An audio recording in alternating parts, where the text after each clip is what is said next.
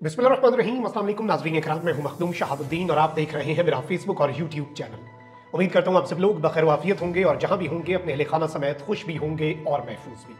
नाज़रीन इकराम, DGISPR lieutenant general Ahmad शरीफ चौधरी की press conference अभी तक इसकी गर्द जो है वो नहीं बैठी और अब इस सब के अंदर पाकिस्तान तहरीक इंसाफ के बाद तहरीक तहफ़्फ़ुज़ आइन ने भी मैदान में कूदने का फैसला कर लिया है। एक अहम तरीन इजलास हुआ है। उस इजलास के बाद इस हुकूमत को और DGISPR की प्रेस कॉन्फ्रेंस के हवाले से भी अहम तरीन पैगाम जारी किया गया है। मामला आहिस्ता आहिस्ता हर गुजरते लम्हे, हर गुजरते दिन के साथ मजीद खतरनाक होता जा रहा है और कशीदगी बढ़ती जा रही है। इसके साथ ही साथ इलेक्शन कमीशन ने आपके और मेरे काजी फाइज ईसा की अदालत को उड़ा के रखने का फैसला कर लिया है और सुप्रीम कोर्ट का फैसला किस तरह से इलेक्शन कमीशन रद्दी की टोकरी में फेंकने जा रहा है, इस हवाले से डिटेल्स भी आपके सामने रखेंगे। शेर अफजल बरवत को नोटिस जारी हो चुका है और अपेरेंटली ये लग रहा है कि उनके पाकिस्तान तहरीक इंसाफ में मजीद अब सिर्फ 3 दिन रह गए हैं। मामला आपके सामने रखेंगे।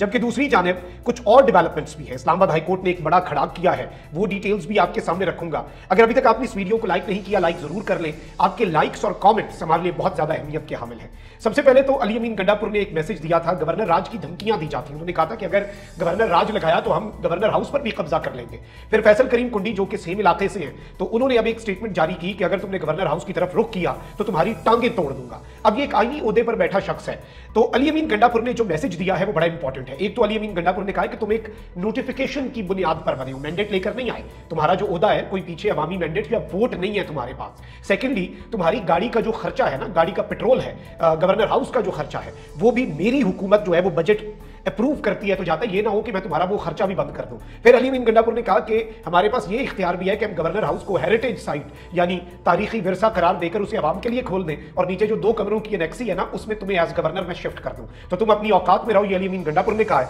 और सियासत जो है वो तुम्हें जेब नहीं देती, यानी अच्छा खासा फड्डा जो है वो पड़ चुका है। वहीं दूसरी जानिब पूरी कौम को एक मुबारकबाद है। जारी बात है, इस वक्त मुल्क के अंदर अच्छी खबरें कम है, लेकिन अशराफिया के लिए अच्छी खबरों का सिलसिला जारी है। इस्लामाबाद की एहतसाब अदालत ने तोशाखाना गाड़ियों से मुतल्लिक रेफरेंस पर आसिफ जरदारी को सदारती इस्तिस्ना देने की दरखास्तें मंजूर करने का हुक्मनामा जारी कर दिया है। इस्लामाबाद की एहतसाब अदालत जो कि रोजाना अडियाला जेल में लगती है, खान साहब के खिलाफ उसमें फैसले सुनाए जाते हैं। जज नासिर जावेद साहब जो है उन्होंने इमरान खान साहब को इदारों के खिलाफ कमरे अदालत में गुफ्तगू करने से मना कर दिया हुआ है। उन्हीं जज साहब ने तोशाखाना गाड़ियों से मुतल्लिक रेफरेंस पर आसिफ जरदारी को सदारती इस्तिस्ना देने की दरखास्तें मंजूर करने का हुक्मनामा जारी कर दिया है। यानी अब जरदारी साहब प्रेसिडेंशियल जो इस्तिस्ना है उसे इंजॉय करते रहेंगे और इसी तरह से इस मुल्क का निजाम चलेगा।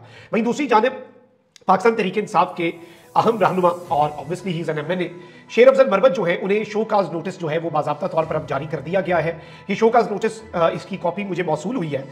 इस हवाले से मैं आपको ये बता दूं कि ये जो PTI की जानिब से शेर अफजल बरवत को शोकाज नोटिस है, ये पार्टी के जनरल सेक्रेटरी उमर अयूब की जानिब से जारी किया गया है, जिसमें कहा गया कि आपके गैर जिम्मेदाराना बयानात से पार्टी के मफादात को नुकसान पहुंचा और बानी PTI की हिदायत के बावजूद आपने ये बयानात दिए। नोटिस में मजीद कहा गया है कि आपके बयान से पार्टी मेंबरान और स्टेक होल्डर्स के दरमियान ताल्लुकात खराब हुए।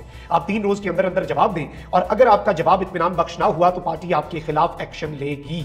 और इस सब के अंदर शेर अफजल बरवत ने कल एक ट्वीट किया था। उन्होंने कहा था कि मैं उमर अयूब जो मेरे खिलाफ लगातार प्रेस कॉन्फ्रेंसेस कर रहे हैं, स्टेटमेंट्स दे रहे हैं, तो मैं उमर अयूब जो है एक उनके खिलाफ प्रेस कॉन्फ्रेंस करूंगा और मैं सारी हकीकत बताऊंगा। लेकिन फिर शेर अफजल बरवत ने वो ट्वीट जो है वो डिलीट कर दिया और उन्होंने कहा कि पार्टी के वसी तर मफाद में मैंने प्रेस कॉन्फ्रेंस करने का जो फैसला है वो वापस ले लिया है, यानी अब मैं ये प्रेस कॉन्फ्रेंस नहीं करूंगा। तो ये अब जाहिर बात है शेर अफजल बरवत जो है वो अब जवाब देते हैं, नहीं देते तो फिर तो उनकी पार्टी रुकनियत मुअत्तल हो जाएगी। देते हैं तब भी पार्टी की लीडरशिप ये फैसला करेगी कि ये जवाब इत्मीनान बख्श है या नहीं। अब इस पर सोशल मीडिया पर PTI के जो सपोर्टर्स हैं उनकी राय भी मुनक़सिम है, तकसीम शुदा है, डिवाइडेड है।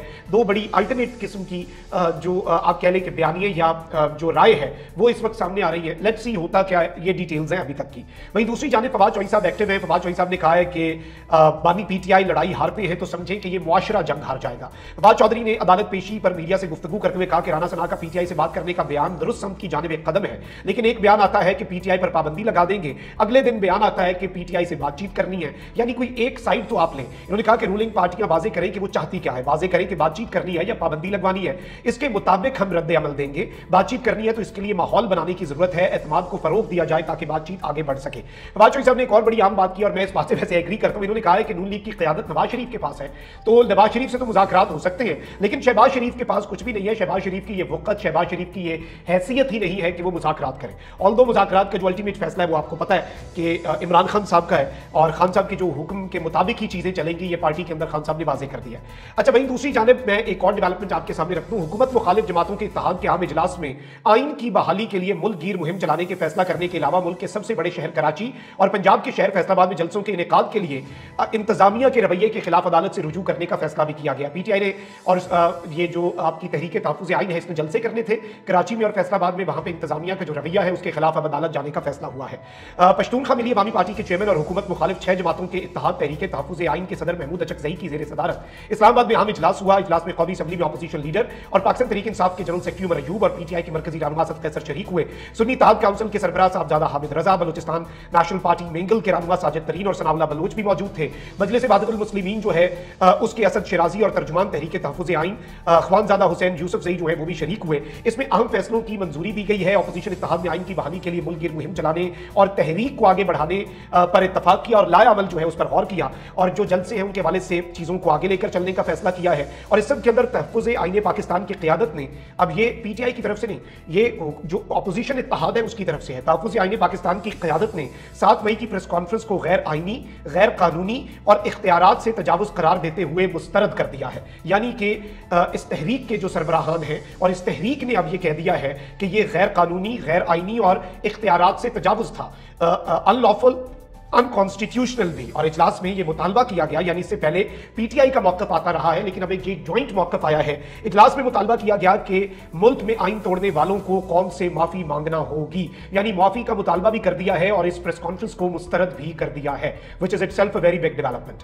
अच्छा वहीं दूसरी जानिब इमरान खान साहब के हवाले से एक अहम डिटेल में आपके सामने रखते तो इस्लामाबाद हाई कोर्ट में एक बड़ा खड़ाक हुआ है और इस्लामाबाद हाई कोर्ट के जस्टिस सरदार एजाज इसहाक खान हैं, उन्होंने जेल में कैदी की सियासी बातचीत पर पाबंदी से मुतल्लिक जेल रूल्स की शिक 265 के खिलाफ शेर अफजल मरवत की दरखास्त पर समाअत का तहरीरी हुक्मनामा जारी किया है और लिखा कि एडवोकेट जनरल की जानिब से दरखास्त के नाकाबिले समाअत होने का एतराज उठाया गया, यानी जेल के अंदर सियासी गुफ्तगू कैदी नहीं कर सकता, इसके खिलाफ बेसिकली अदालत में केस था। और अटॉर्नी जनरल जो है, एडवोकेट जनरल, उन्होंने ये बात कही कि जी अदालत का ये दायरा इख्तियारी नहीं है और ये नाकाबिले समाअत है क्योंकि अडियाला जेल रावलपिंडी में है, लिहाजा ये दरखास्त लाहौर हाई कोर्ट के दायरा इख्तियार में आती है।